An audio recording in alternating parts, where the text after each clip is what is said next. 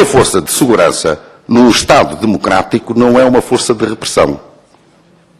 É uma força que garante o direito dos cidadãos, o exercício dos direitos dos cidadãos, a segurança dos cidadãos, e é uma força que garante a ordem democrática. Não é uma força de repressão.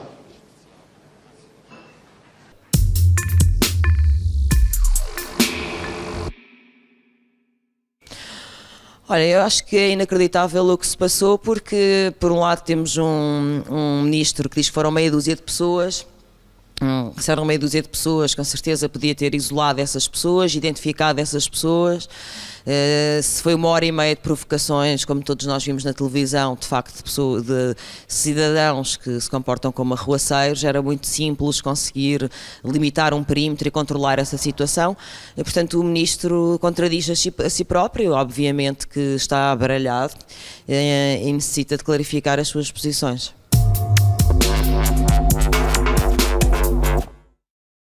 Este nível de discussão visa, obviamente, são manobras de diversão que visam duas coisas. Primeiro, tapar aquilo que foi o enorme sucesso da greve geral e, portanto, convém muito ao Governo e até ao Presidente da República. Já agora um parênteses para o Sr. Presidente da República, que diz que não viu as imagens, mas que a polícia atuou bem. Eu não sei o que é que aconteceu ao Sr. Presidente da República para não ver as imagens, mas saber que a polícia atuou bem, mas pelo visto também precisa de alguma ajuda. Neste momento o que nós precisamos, obviamente, é de outro tipo de respostas, não é? De tirar a primeira pedra visa tapar o enorme sucesso que foi a greve. Estamos aqui todos a discutir a palermice que foi pessoas a tirarem pedras, a desproporcionalidade absoluta daquilo que foi a resposta policial, e em vez de estarmos a discutir o essencial, que é uma das maiores greves de sempre, uma articulação europeia pela primeira vez, o que é extremamente positivo. E, portanto, isto é o que eles queriam. Também queriam, obviamente, intimidar as pessoas, para ficarem com medo de irem às próximas manifestações, pensarem duas vezes se devem deixar os seus filhos irem ou não às manifestações. E, portanto, isso visa um outro objetivo, que é de alguma forma começar a condicionar aquilo que tem sido esta espontaneidade na participação cidadã. E, portanto, é preciso estar atento a este tipo de psicologia barata e responder com uma psicologia um bocadinho mais sofisticada.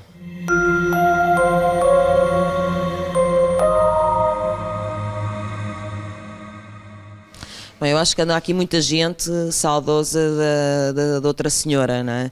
E, portanto, obviamente, que quando num Estado de Direito, vamos lá ver, a polícia atuando assim contribui para a ordem pública ou para a desordem? Acho que para a desordem. Contribui para proteger os cidadãos ou para ameaçar e pôr em causa a integridade física dos cidadãos? Para ameaçar os cidadãos.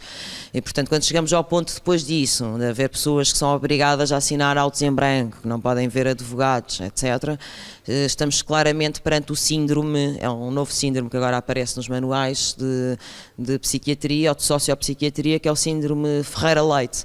Suspensão da democracia, agora já não são 6 meses, pelos vistos, de acordo com a Angela Merkel, são 6 anos no mínimo.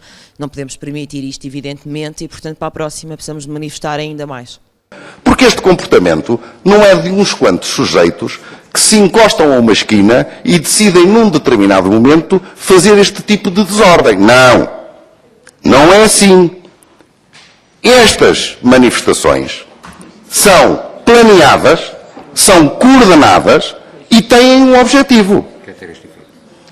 Elas não acontecem só em Portugal. Não é o Ministro da Administração Interna que está a ver coisas muito esquisitas da cabeça. Não. Isto acontece noutros países. Isto está referenciado noutros países. O Ministério da Administração Interna garante que essa meia dúzia de manifestantes não teve a participação de nenhum polícia à paisana? Porque há relatos que Peço desculpa. Eu considero essa pergunta um pouco insulto aos atos. Não é um insulto, Sr. Ministro. Há esses relatos e, obviamente, que eu faço-lhe a pergunta. É evidente. Sem ser qualquer insulto. Eu então vou responder-lhe de forma absolutamente categórica. Não tenho nenhuma dúvida de que isso não aconteceu, não pode acontecer e não acontece.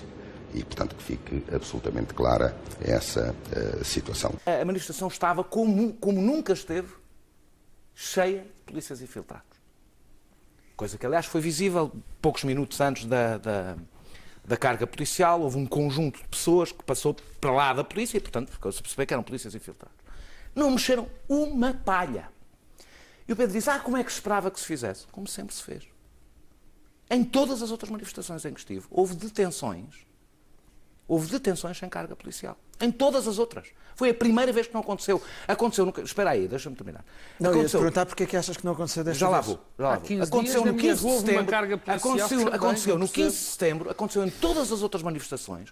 Indivíduos. Eu cheguei a ver um miúdo completamente isolado da manifestação, em frente à polícia, completamente isolado, até porque os outros manifestantes, a dada altura, e já eu lá não estava, vi na televisão, afastaram-se e passou a haver uma clareira entre os tipos que estavam a mandar pedras e o resto dos manifestantes.